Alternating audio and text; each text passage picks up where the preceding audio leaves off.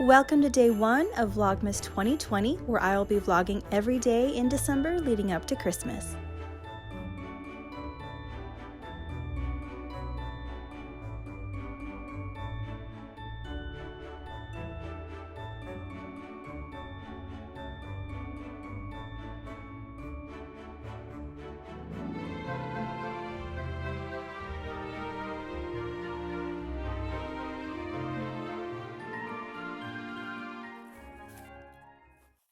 Hello everyone, Tasha here with Butterfield Alpaca Ranch.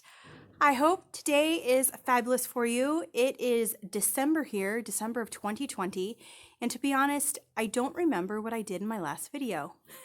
It's been a while, but I am here to kind of catch you up on what's happening. I have been busy this year. I have been seriously busy.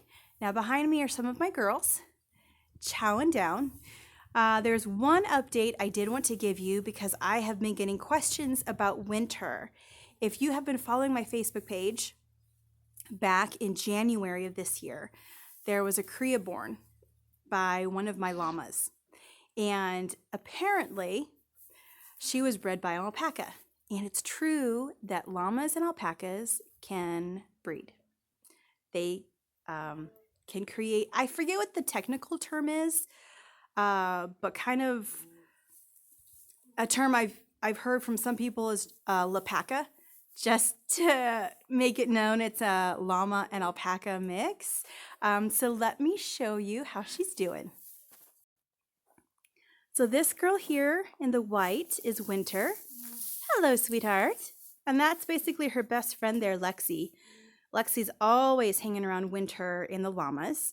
And the two female llamas are actually out in the pasture at the moment. So this is Winter, who was born in January, and she is just turning 10 months old. Yeah, look at how big she is. Look at how big she is. Okay, so Lexi is on the small side for an adult alpaca. Over here is Lindsay. She's also on the smaller side. Kinda. No, I take that back. Lindsay's pretty average. But just take a look at the size of Winter. For 10 months old, she's massive. But she is half llama, and her mama is very big. So I expect that she's going to grow to the size of her mother. You can see that she has llama legs. For those of you who are familiar with the features of llamas and alpacas, I do have a video talking about the difference between the two, but Winter here is a really interesting mix. So here you get to see features of both. Her mother is a classic llama, and that refers to a fiber type. And so her legs are very classic llama, and of course her size for being as old as she is. Her body size is llama, but the fiber that she's growing definitely has an influence from her dad. So I did shear her this year. She would have only been a few months old at the time. So it did have some softness to the touch, but of course a lot of guard hair, very hairy fleece, which is expected with her mother being a classic llama. The classic llama fiber is a dual coat. So it has a soft undercoat that gets naturally shed. And then there's the outer coat that is really coarse. And she definitely has the dual coat, but she has that, like I said, the influence of the alpaca fleece. So there's some softness, there's some fineness there, but a lot of guard hair. So it'll be interesting to work with her fiber. But in terms of the other alpaca features that she has the alpaca face, so the nose shape, as well as the ear shape. If she'll put those ears up for you. Alpaca ears are straight rather than the llama ears that are more curved or what we call banana shape. Thank you, honey. She showed us her ears a little bit. And then her neck. Her neck is shorter, out of proportion with the rest of her body. So I kind of see her main body and her legs llama, her neck and her head alpaca, and then her fiber is really a mix of the two. So we'll see when she's full grown if the proportions kind of come out any different than what we see. But she is only 10 months old, and she has a long way to go. But she is amazing when it comes to her guard attributes, her guard tendencies. So I'm very fascinated to see what she develops into.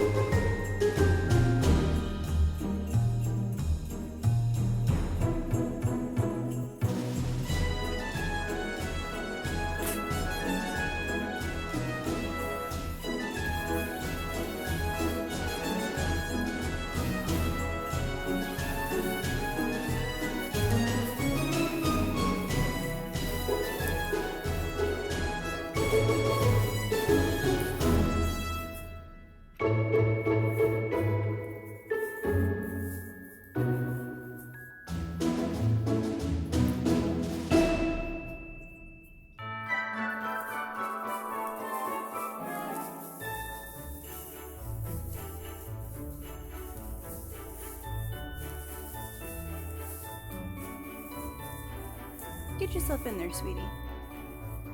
Get yourself in there.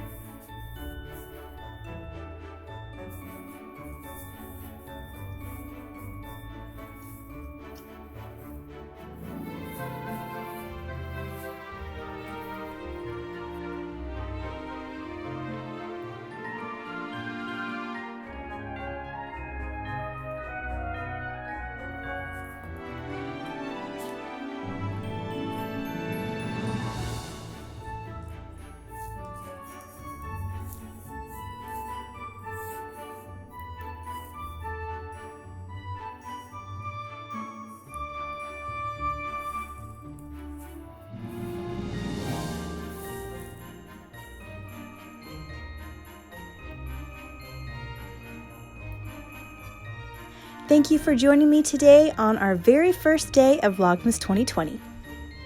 See you tomorrow.